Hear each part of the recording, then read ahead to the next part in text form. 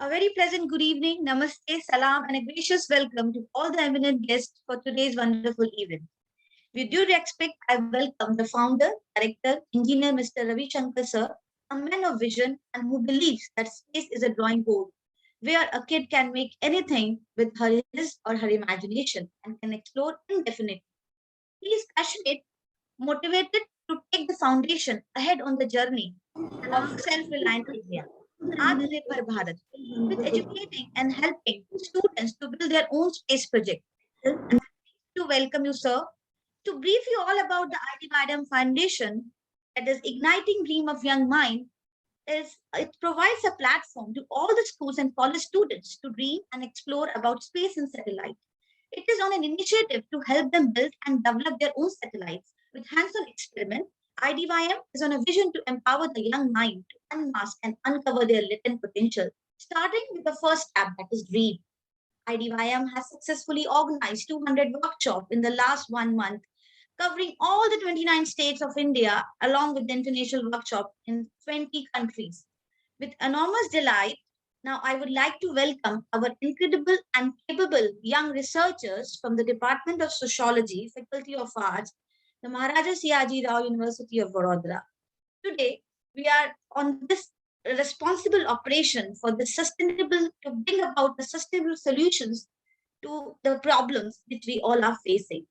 So with this, we'll start our today's program, and we ensure that we are on the right path, and we have analyzed that under the 17 SDGs which contribute the most, either increasing the positive impact or minimizing the negative impact. One of the major SDGs which need to be taken most of the care is life on land, that is SDG 15. So with this, I would like to call upon my first speaker for today's evening, Akansha Bahu. Akansha. Yes, ma'am. Good evening, everyone. I'm Akanksha Booch. Along with my colleagues, Saloni Shroff, Paul Thomas, and Ashmita Singh, I would like to extend our warm welcome to everyone who's present here today. We are first-year MA students of Department of Sociology at the Maharaja Sayaji Rao University of Vadodara. Before starting the presentation, I would like to express my gratitude to IDYM and Department of Sociology for giving me this wonderful opportunity today. Ma'am, would you please share the screen? Yes, yes.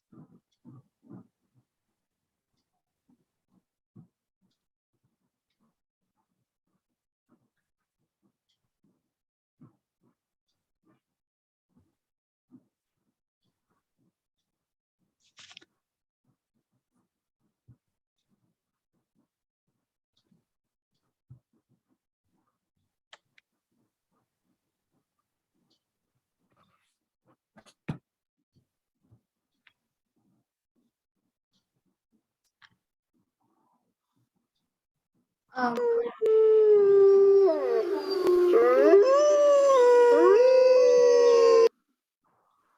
is said that humans are the greatest problem solvers to have existed on Earth. Before moving forward, I would like to invite you to have a look at this video that not only questions the notion, but also provides an evidence of a miracle.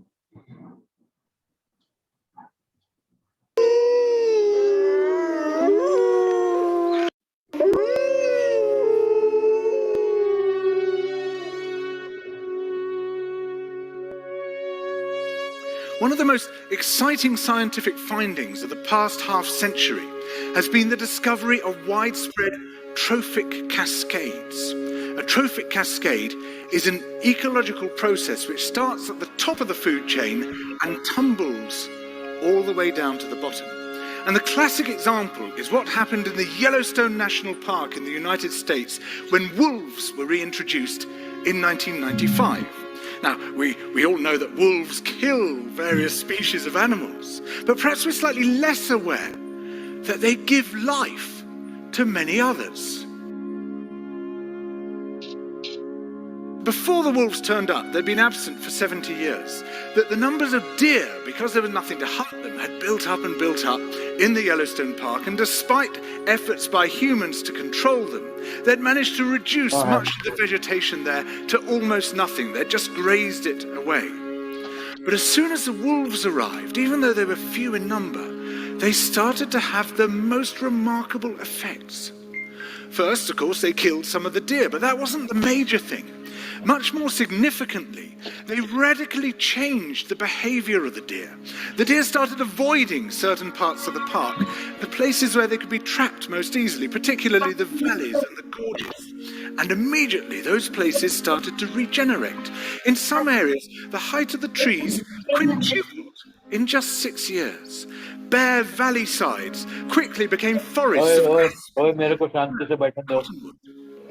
As soon as that started moving in, the number of songbirds started to increase greatly. The number of beavers started to increase because beavers like to eat the trees. And beavers, like wolves, are ecosystem engineers. They create niches for other species. And the dams they built in the rivers provided habitats for otters and muskrats and ducks and fish and reptiles and amphibians. The wolves killed coyotes, and as a result of that, the number of rabbits and mice began to rise, which meant more hawks, more weasels, more foxes, more badgers. Ravens and bald eagles came down to feed on the carrion that the wolves had left.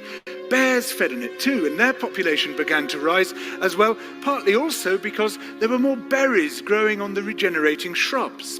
And the bears reinforced the impact of the wolves by killing some of the calves of the deer.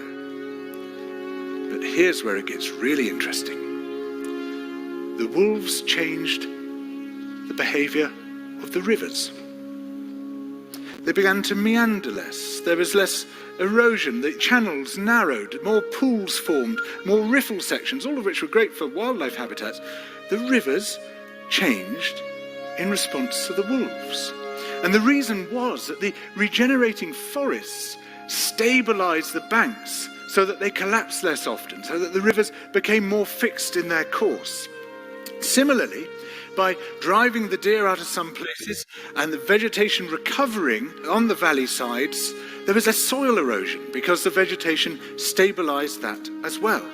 So the wolves, small in number, transformed not just the ecosystem of the Yellowstone National Park, this huge area of land.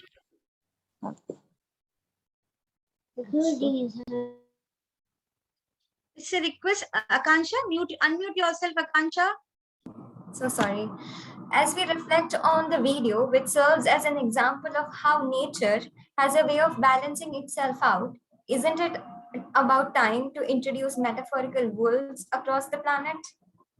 Ma'am, next slide, the earlier slide, please.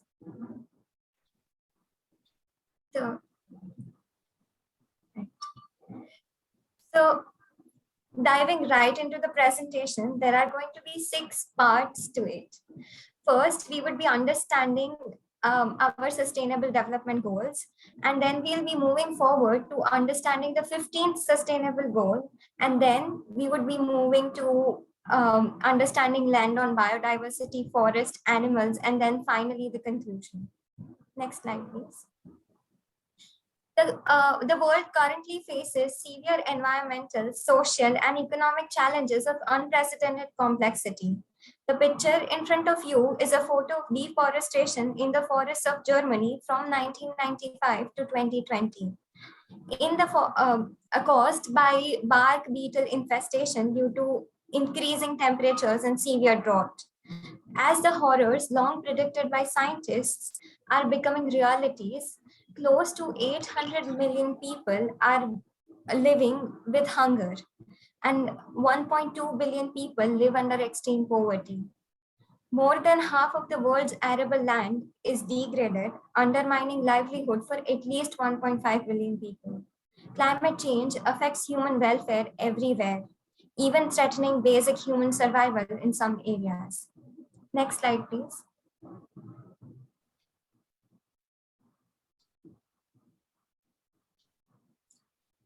So to address these complex challenges, the resolution Transforming Our World, the 2030 Agenda for Sustainable Development was adopted by General Assembly of the United Nations in September 2015.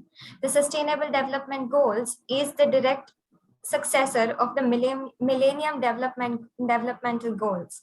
The MDGs were highly criticized by scholars because they were narrow conception of development.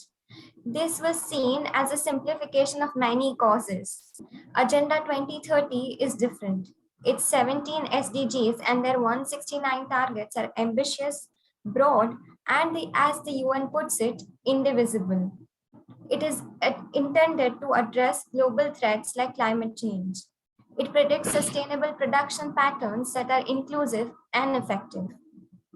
Now, what is the 15th Sustainable Development Goal? As David Douglas, a British botanist, says, what we are doing to the forest of the world is but a mirror reflection of what we are doing to ourselves and to one another. I repeat, what we are doing to the forest of the world is but a mirror reflection of what we are doing to ourselves and one another. Forests cover nearly 31% of our planet's land area. From the air we breathe, to the water we drink, to the food we eat, forest sustains us. Plant life provides 80% of human diet, and we rely on agriculture as an important economic resource. It is inhabited by millions of species and is an important source of clean air and water. It is also very crucial for combating climate change. As studies show, every year 13 million hectares of forests are lost. Persistent degradation of dry land has led to desertification affecting poor communities. Only 15% of the land is protected and biodiversity is still at risk. Thus, the 15th Sustainable Development Goal is all about sustainably managing forests, fight desertification, halt and reverse land degradation, and halt biodiversity loss. Thank you so much, Akansha, for your insightful input and a wonderful start for today's talk. How meticulously you have researched your content and how properly you have managed everything. Thank you once again, Akansha. Moving ahead with our next speaker for today's talk show is Saloni, who loves to paint and is interested in the charity work. She is here to throw a light on one of the most important gift of nature, that is land. Over to you, Saloni. Good evening, everyone. My name is Saloni Shroff. Currently, I am pursuing my master's in sociology from MSU of Baroda. So before moving further, I would like to thank IDYM Group of Foundation and my Department of Sociology for providing such a beautiful opportunity. So today I'll start with elaborating the term land and try to explain how our land has been exploited and how it has been abused and what are the outcomes due to such harmful causes. So as we all know that land is a factor of production and it is a very free gift of nature to the mankind. Land is defined as everything in the universe that is not created by the human beings. It includes more than the mere surface of the earth. Air, sunlight, forest, earth, water, and minerals are all classified as land, as are all the manners of the natural resources and opportunities that are not created by the people. Out of all the natural resources, land is certainly the most important and a free gift of the nature. Man and other living beings use it for their habitations. It is also the basis of the most of the primary activities which are so essential for the human existence. Land is not regarded as simple in the terms of soil and the surface topography, but encompasses such features as underlying superficial deposits, climates, and water resources, and also the plants and animal communities which have developed as a result of the interaction with the physical conditions. The result of the human activities reflected by the changes in the vegetative covers or by the structures are also regarded as a feature of land change. By changing any one factor, like such as land use, there will be the impact on the other factors as well, like the flora and fauna, soils, surface of the water distribution, and the climate. So land use is characterized by the arrangements, activities, and the inputs by the people to produce or maintain a certain land cover type. So land use is defined in this way, establishes a direct link between the land cover and the actions of the people in their environment. Changes in these factors can be readily explained by the ecosystem dynamics and the importance of the relationships in planning and management of the land resources has become increasingly evident. So the potential production of the arable land and its susceptibility to the degradation are dependent on the management strategies employed and inherent soil and other characteristics. So when the population in a given area increases, the increased demand on the production can include stress and consequent degradation of the land resources. If no other source of income can be tapped, people's standard of living can be decreased. And however, if improved management strategies are available, either the standard of living may rise or many people can be supported at the same standard of living without the disturbance or the deterioration of the natural resource base. It follows that an ample supply of the land of suitable quality and appropriate production technologies are essential if the increasing demands of a growing population are to be met.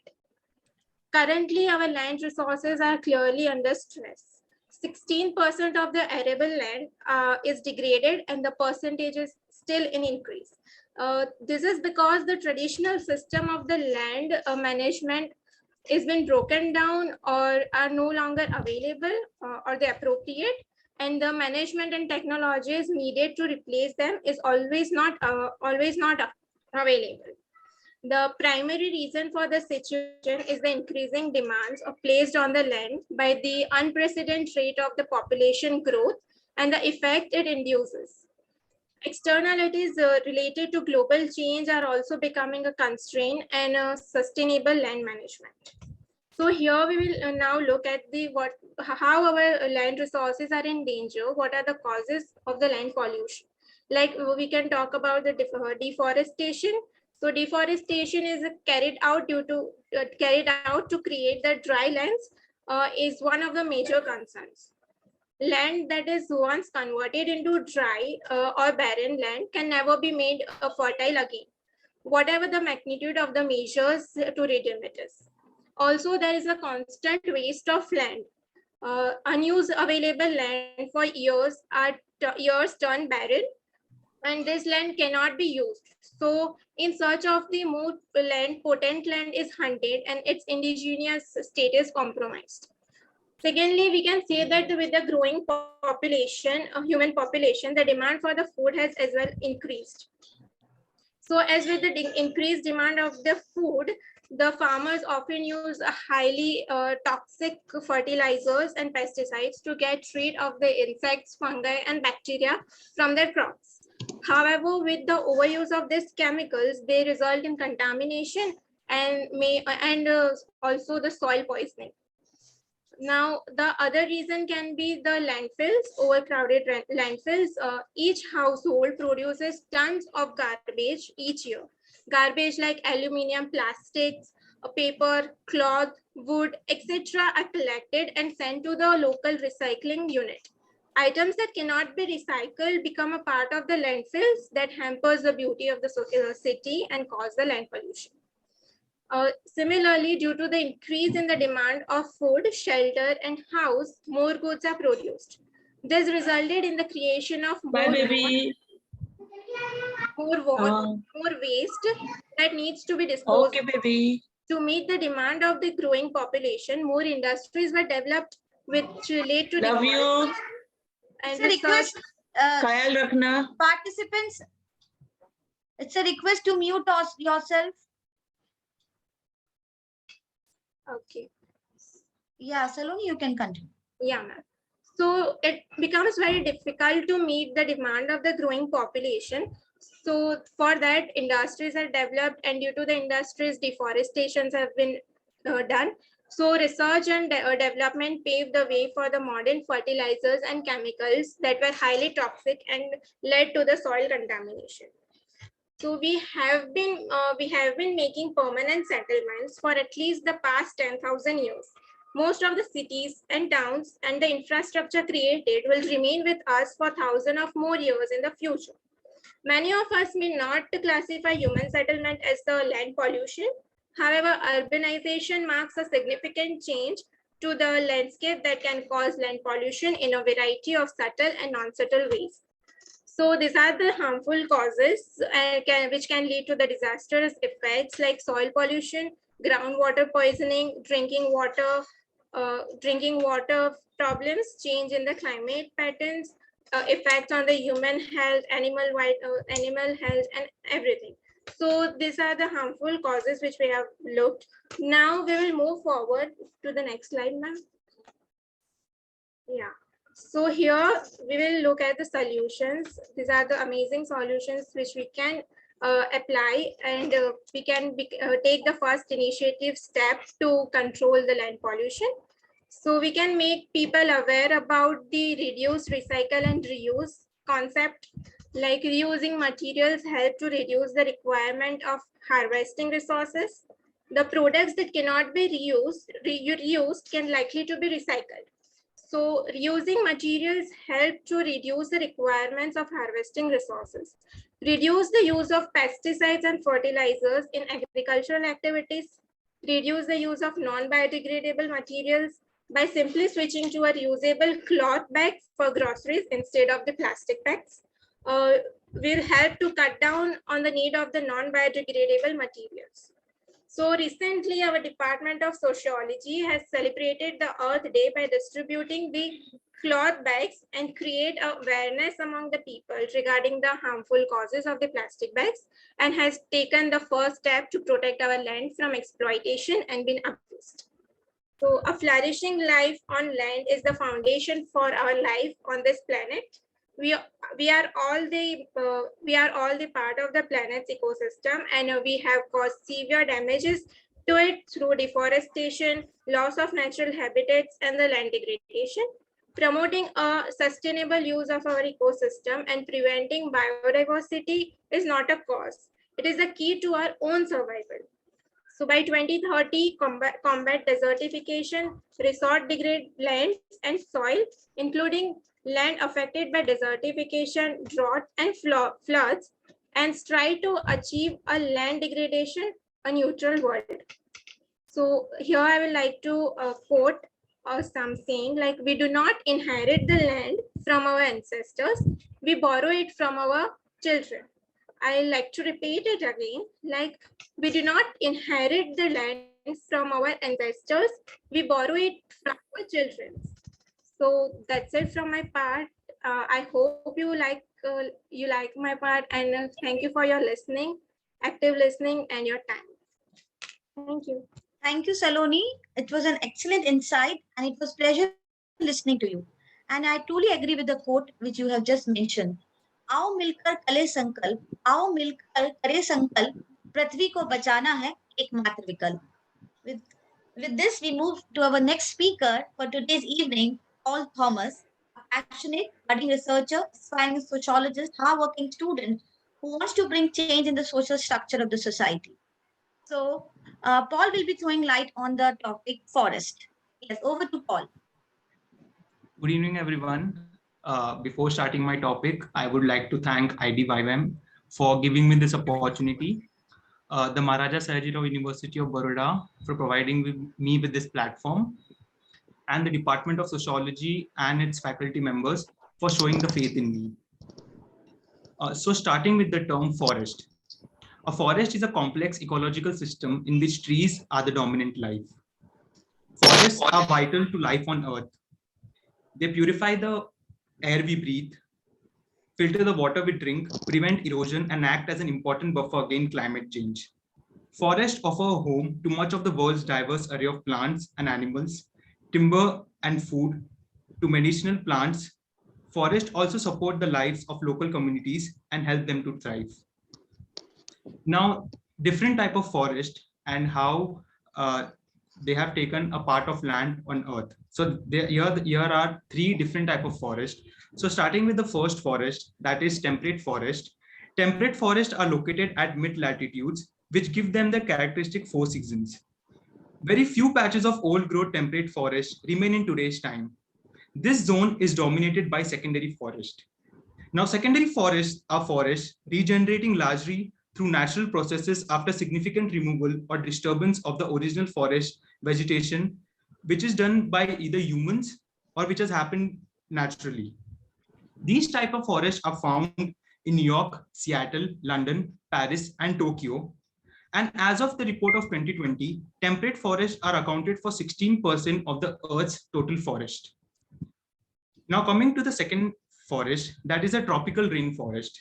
Located between the Tropic of Cancer and Capricorn, tropical forests are some of the most biodiverse ecosystems on Earth. Though these forests cover only 6% of the surface of the planet, about 80% of species which are endangered and species who are living are found here. So deforestation here affects a lot more than other forests. Now coming to the third type of forest, that is boreal forest. From a biological perspective, boreal forests are defined as forests growing in high latitude where there are freezing temperatures, like Canada, Alaska, and Russia, and they cover 33% of the Earth's total forest area.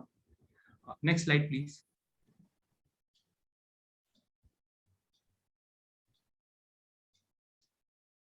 Now, importance and benefits from forest. Now, here you can see that we have divided the forest into uses of forest into three values, that is economic values, social values, and ecological values. Economic values, it helps in wood products, non-timber products, and social and ecological services. For social values, it helps in domestic uses and for recreation. And for ecological values, for our air, that is H2O, and soil. Now coming to importance of forest. Next slide, please. After oceans, forests are the world's largest storehouses of carbon. They absorb harmful greenhouse gases that produce climate change. In tropical forest alone, 250 billion tons of carbon is stored in above and below ground biomass. They also provide clean water for drinking, bathing, and other household needs. They also provide shelter to indigenous people. Forests and nature are also important for recreation and mental well-being. In many cultures, natural landscapes are closely linked to spiritual values, religious beliefs, and traditional teachings.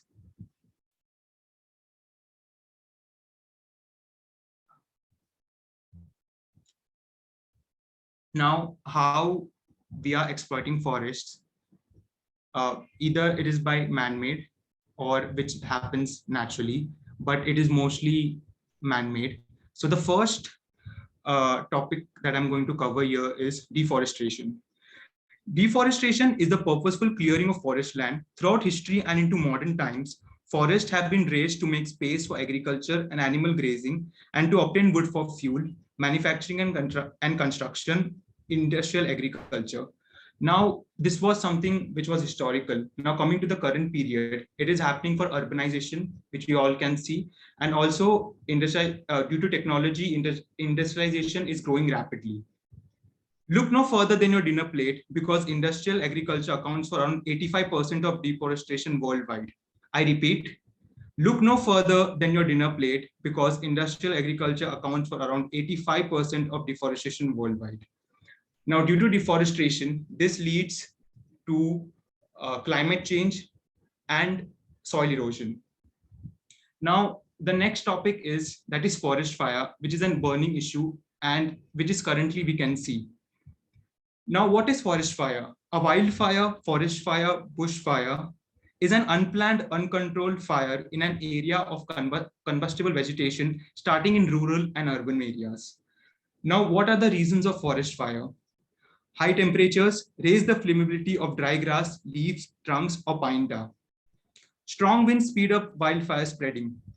Again, climate change and droughts intensify and prolong forest fire. And this is something which happens naturally, that is lightning, which provokes ignition in dry forest trees. Now, some recent cases of forest fire. The first would be Uttarakhand, the forest fire which started a few days ago and it is still going on. Now, according to the Chhattisgarh Forest Department, 8,022 forests have been reported in the last 45 days, covering 16.87 square kilometer area. Now, speaking globally, the Arizona forests, the Amazon forest, which was previously on forest fire, and now Arizona, which is on forest fire. A study done by Council on Energy, Environment and Water called Managing Forest Fires in a Changing Climate found that there has been a 10-fold increase in forest fire in the past 2 decades, and more than 62% of Indian states are prone to high intensity forest fires. In the last month alone, significant forest fires have been reported in states such as Uttarakhand, Madhya Pradesh, and Rajasthan.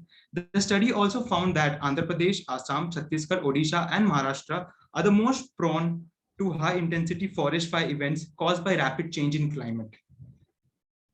A Forest Survey of India report in 2019 found that 36% of forests which are found in India falls into zones that are prone to forest fires. Unlike cyclones, floods, and earthquakes, which are big disasters, forest fire are not characterized as a natural disasters. This means that the forest authorities fall under the forest department and they are not staffed properly. They don't have the manpower to stop it. The proper manpower and the people who can deal with this is the National Disaster Management Authority. Now, a proposal was made in 2021, but the NDMA, the National Disaster Management Authority, have rejected it, and it is still 2022 and no further suggestions have been made. Now, what can we do? How can we be a part of it? So the first thing that we can do is we can report unattended fires. We can be a little mindful that after our campfire sites, we can extinguish fire properly. When we are using flammable liquids, we can be a little bit cautious. Now, coming to deforestation, what we can do is we can buy recycled products.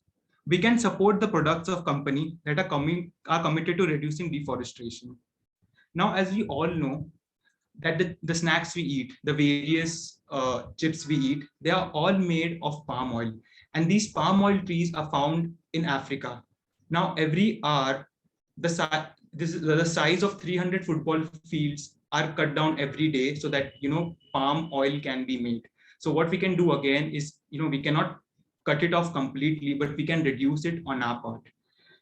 The final solution, what we can do is that we can respect the rights of indigenous people, preserving, promoting, and elevating indigenous communities to the rightful place of prominence would help reduce deforestation.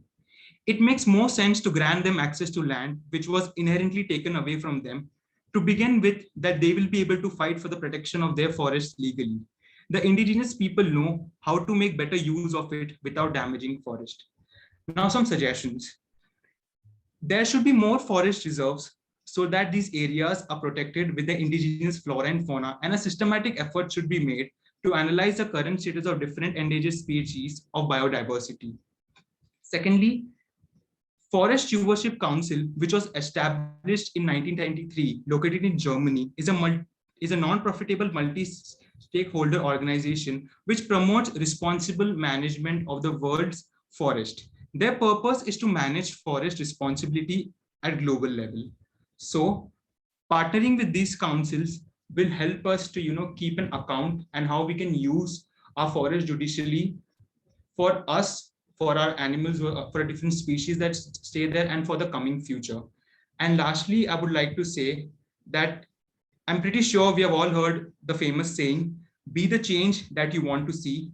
Therefore, if we make small changes in our everyday lives and take responsibility and accountability, it will lead to a bigger transformation. Thank you. Thank you, Paul. And I really appreciate the last line of your presentation, that small actions taken by individual will bring about a change in the society or in the environment. Thank you once again for your stimulating presentation, and we sincerely appreciate your efforts for the same. The few takeaways from your presentation was that we should respect the right of the indigenous people, the tribal people. We should preserve and promote, elevate indigenous communities to the right place of prominence, which will help reduce deforestation. And I believe the only way forward is to invest in nature and focus on the green recovery to prevent not just the future pandemics, but as well as to prepare ourselves to fight ongoing environmental threats such as climate change and biodiversity collapse. Thank you once again. Now, moving ahead with the last speaker of today's talk show, I would like to call upon Ashmita, an independent thinker, an adaptable person, and who loves to cook vegan food and to do mindful yoga. So, over to Ashmita. Thank you, ma'am. Hello, everyone. Good evening. I'm Asmita Singh, and I'm currently pursuing my master's in sociology from Maharaja Sirajirao University. Ashmita, from your side, we can hear the echo. Is it okay now, ma'am? Yeah. Okay. Firstly, I would like to thank the IDYM Group Foundation. I would also like to thank Pooja ma'am and Virendra sir, who has been a remarkable mentor as well as teachers. Let me start by giving you a little introduction about terrestrial ecosystem. So here, as we can see, a terrestrial ecosystem is a land-based community of organisms and the interactions of biotic as well as abiotic components in a given area. These are characterized by greater temperature fluctuations on both a diurnal and seasonal basis that occur in aquatic ecosystems in similar climates. A habitat pertains to the natural ecological environment inhabited by a certain species. Moving on, now we'll look who are producers and consumers. Feeding relationships show what organisms eat or are eaten by others and through the levels of organization in an ecosystem. These can be shown in food chains, which add together to make food webs for a habitat.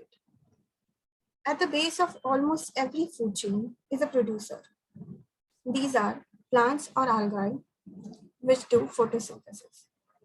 All animals above the producers are called consumers.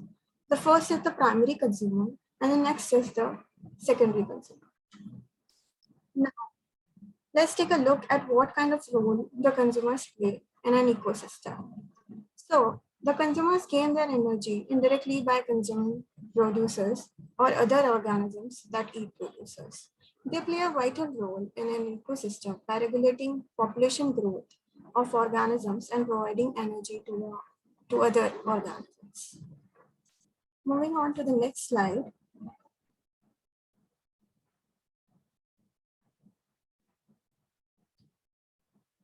So overall, we should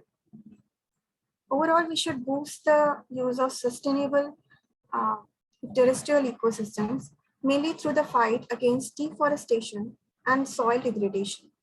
It's our responsibility to repair the caused harm.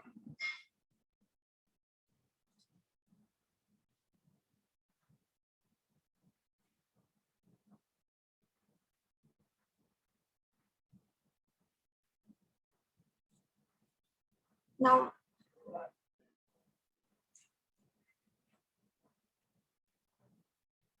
moving to the next slide.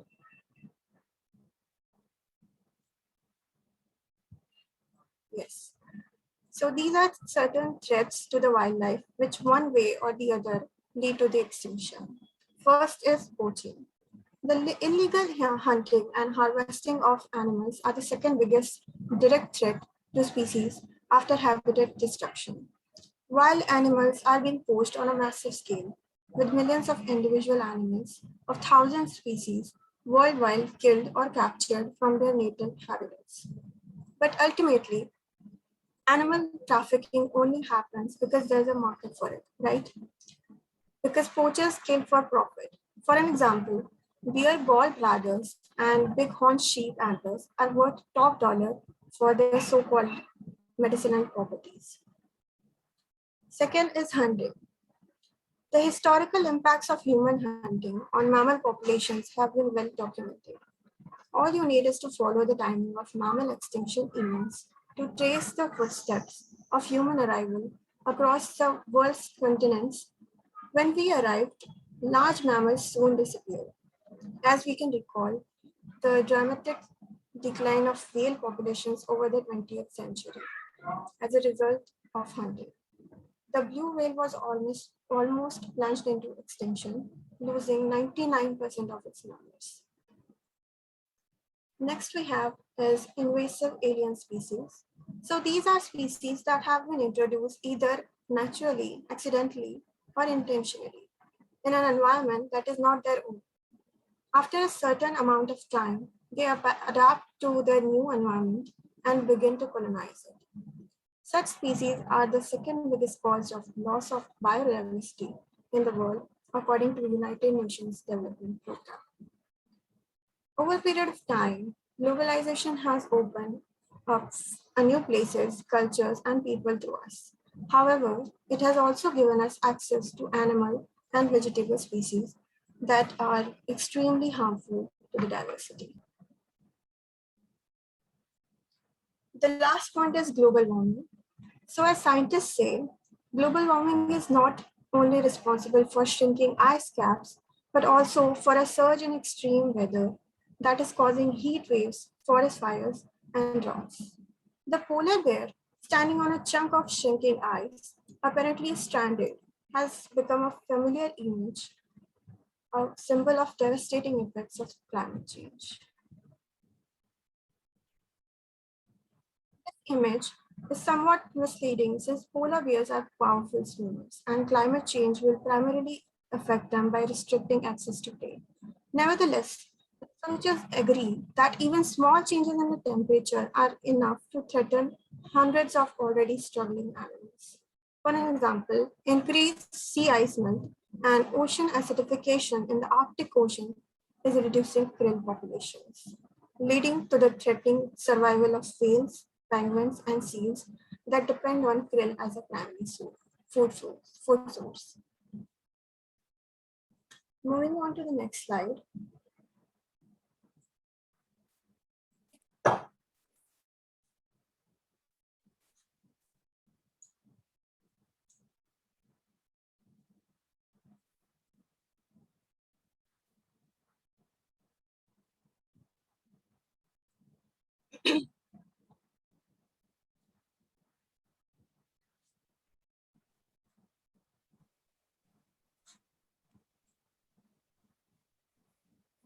The graph slide, please. Next slide or the previous one? The graph slide. Okay. Previous to previous slide. Okay. Previous to this. Thank you. Now, while talking about endangered species, I'd like to illustrate my point by showing you this graph. So here, as we can see, the number of threatened species is rapidly increasing. But while animals like critically endangered humpback dolphins are getting a lot of attention, the number of threatened mammals has not been rising as fast as other animal classes. So here, as you can see, the number of threatened mammals increased by only 21% between 2007 and 2020. During the same time period, the number of endangered insects rose by 209%, and the number of endangered mollusks have been rose by 135%. And if you see the blue mark, that is fish species, increased by 167%, while the number of endangered reptiles, that is the red one mark, is being rose by 245%. Next slide, please.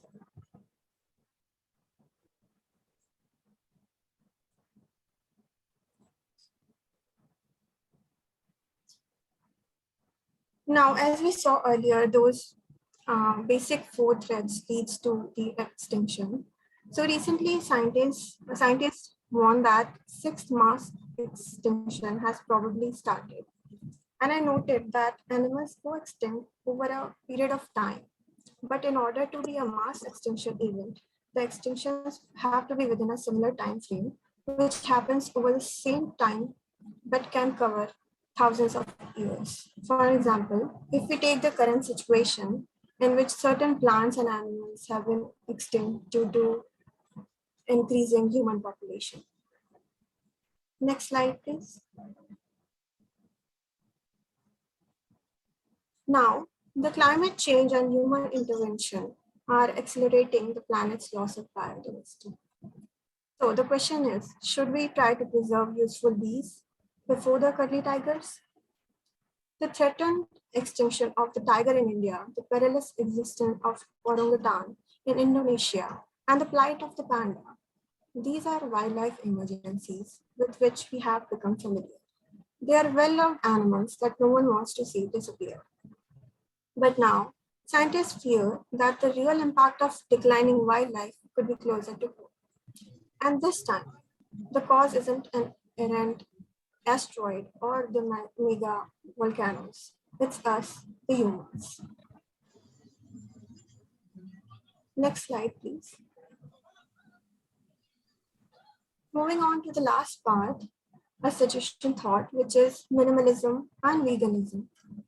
So minimalism, like veganism, is a lifestyle that puts into practice a personal philosophy.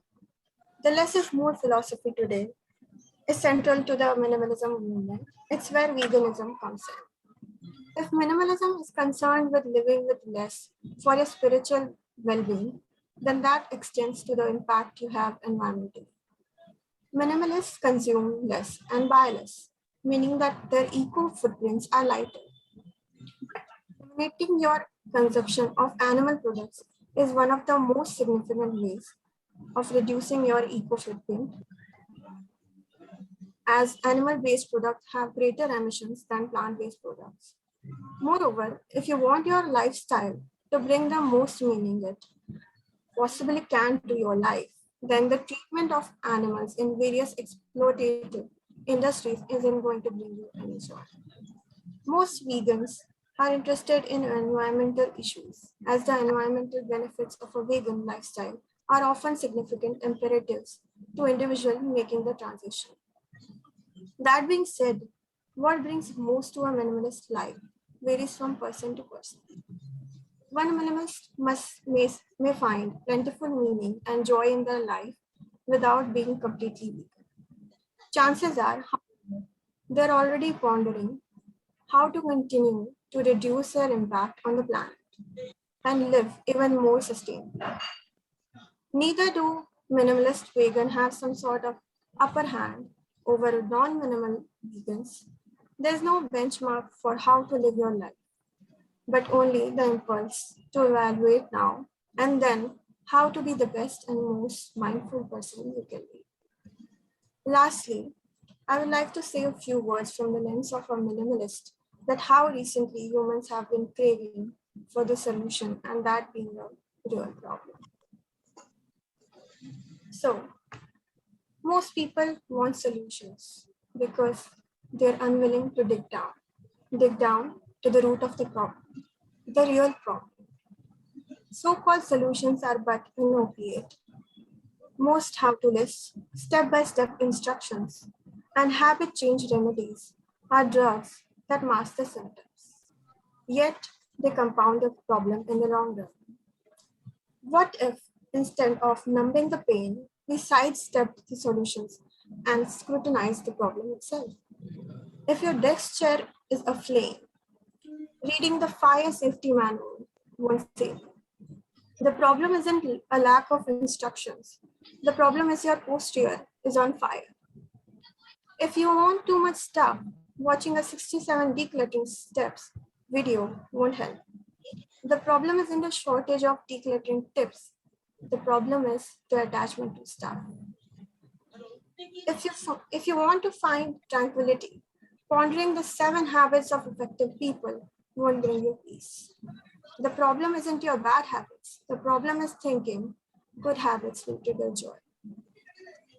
Solutions are seductive, but they rarely solve anything because chasing a fix removes our attention from the problem. It is only when we understand the fundamental nature of the problem that is eradicated. So if you understand the why, the how takes care of itself. That'll be all from my side.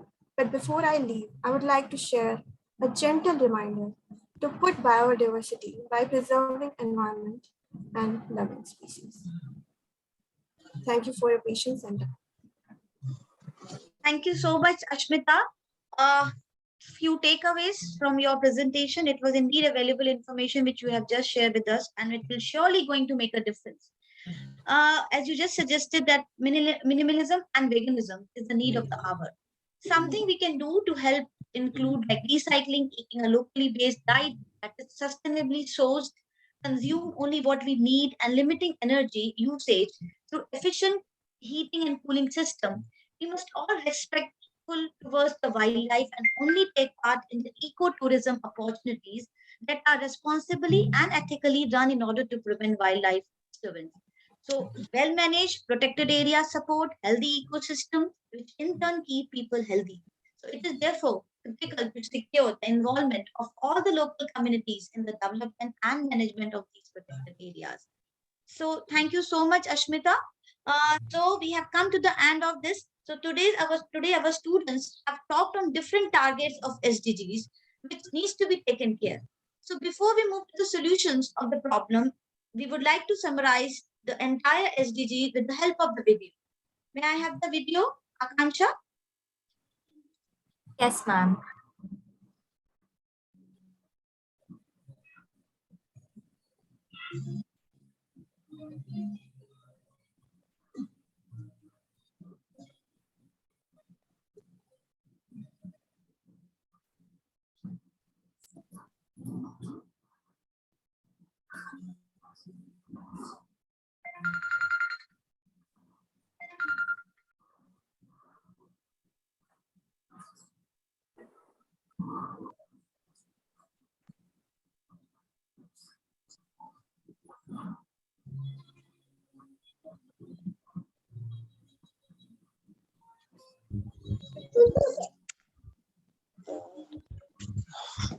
Quickly.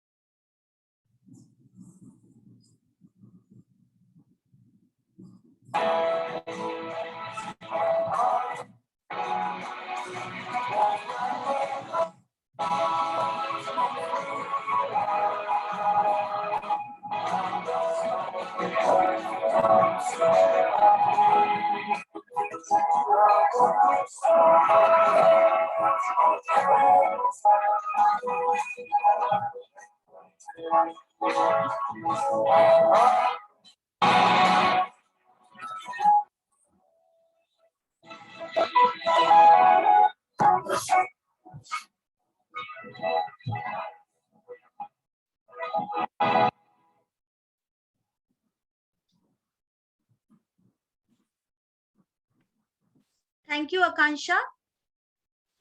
So change only happens when voices are raised. So by speaking together, we can be heard. So now we have come to the conclusion, we have come to the solution of the problem, and I would like to call upon Akansha, a meticulous girl who always listens to others' point of view and very compassionate. Thank you for being there, Akansha. Over to you, Akansha. Thank you, ma'am. So coming to the solution part of the problem, we need to understand that the definition of sustainability works as an important moral exhortation. They remind us of our responsibility to pass it on to our children and grandchildren, a world with as many opportunities as we had. However, there is much confusion about how to build these sustainable societies. The key to this confusion is hidden within the realization that we need not invent sustainable societies from scratch, but they can be remodeled from our society, from nature's ecosystem, which already has so many sustainable communities of plants, animals, and microorganisms. One such example we saw in the wolves video. Nature is inherently sustainable, and as it has sustained life long before humans found themselves on Earth. Thus, the need of the hour is that human communities remodel their ways of life, businesses, and economies in such a way that that does not interfere with nature's inherent ability to sustain life. Hence, sustainability does not mean that things do not change. It is a dynamic process of evolution, and we need to partner with other communities to achieve the sustainable development goals. Now, I would like to invite everybody present here to reflect upon this idea, like Al Gore, the former Vice President of the United States of America, has said, believe in the power of your own voice. The more noise you make, the more accountability you demand from your leaders, the more our world will change for better. So I would like you, everybody present here, to make noise and demand answers from your leaders and everybody around you, and take accountability. Thank you so much. Thank you, Akansha. Indeed, we need to take actions together. We need to ensure that with today's inspirational talk, we have tried to highlight the positive actions we all can take. We can conserve our environment. We can think of a sustainable future with protecting the areas. We can just protect our nature, and we can bring out the solution at the heart of the greener economic stimulus for packages of the post-pandemic. Making peace with nature is the defining task of 21st century, and it must be on the top priority for everyone and everywhere. Now the session is open for the Q&A. If anybody have any suggestions and questions, the students are ready to answer.